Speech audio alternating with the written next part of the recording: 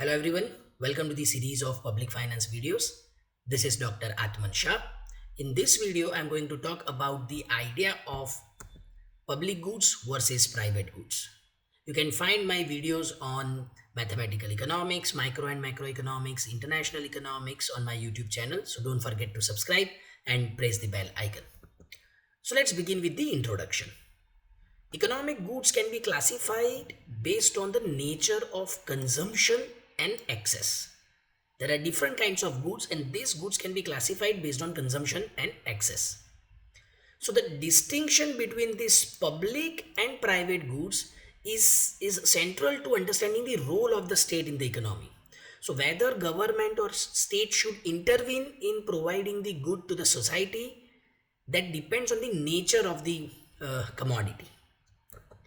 So this classification depends on two key characteristics. One is rivalry in consumption, whether the commodity is having the characteristics of rivalry in consumption, and excludability. That defines whether the commodity is private or public. So now let's understand the idea of public goods. So public goods are goods that are provided collectively for society.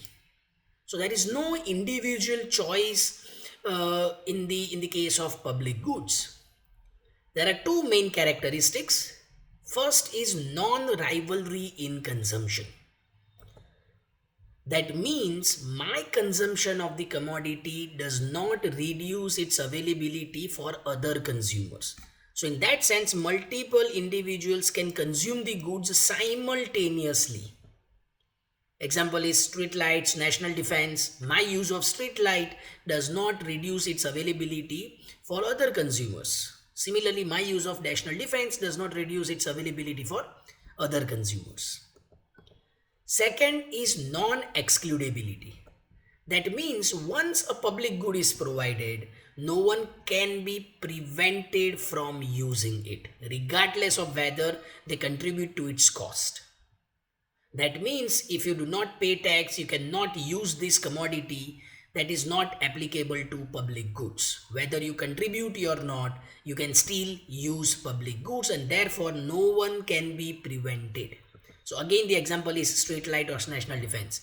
You cannot deny the use of street lights to those who are not paying taxes on time, or those who are not paying enough taxes or legal taxes. So that is the idea of public goods. Now, on the other hand, we have private goods. So, private goods are goods that are produced and exchanged through markets. We have the market of private goods. So, private goods also have two main characteristics: rivalry in consumption. That means my consumption reduces the availability of the same product for other consumer. For example, car, burger, clothes, watch. If I purchase the car, the same car is not available for other consumers. And the second is excludability.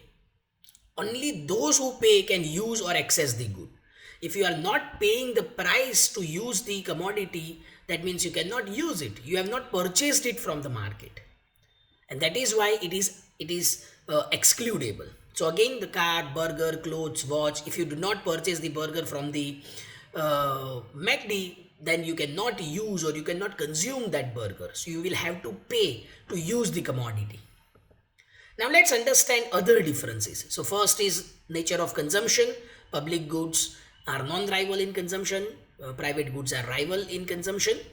Then we have excludability. We know that public goods are non-excludable, private goods are excludable. Then we have price mechanism.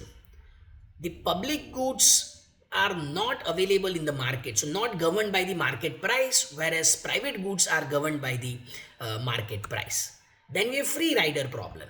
In public goods, the free rider problem exists because those who are not contributing, they are also using the commodity, whereas in private goods it is not possible, because if you do not pay, you cannot use.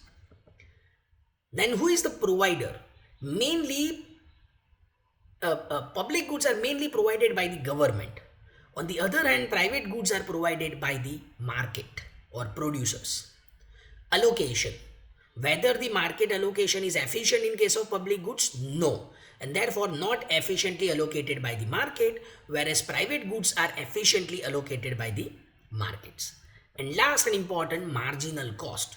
The marginal cost of admitting an additional consumer is almost zero in case of public goods. Take the example of street light. What is the marginal cost of an additional consumer? It is near to zero. On the other hand, in private goods, you have significant cost of producing an additional unit, like car or burger or watch. So that is the difference between public goods and private goods. Now we also have other kinds of goods depending upon the rivalry in consumption and excludability. So one is private goods, rivalry in consumption and excludable. Another is public good, that is non-excludable and non-rivalrous. Another important type is club goods. Now these club goods are non-rivalry in consumption, but you can exclude people. For example, subscription of TV.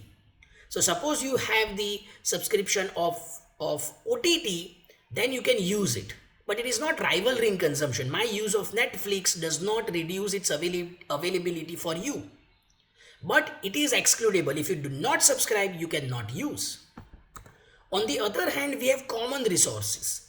These resources are non-excludable but rivalrous. Fish in the ocean, forests. So if I do fishing, the availability of fish for other people reduces. But you cannot exclude anyone. That means in that sense it is non-excludable but rivalrous in consumption. So that is the idea of private goods, public goods, common resources and club goods. So in this video we have discussed the idea of public goods, private goods, what is the difference between two, and other types of goods like club and common property resources. If you find this video useful, kindly like, share, comment and subscribe. Thank you.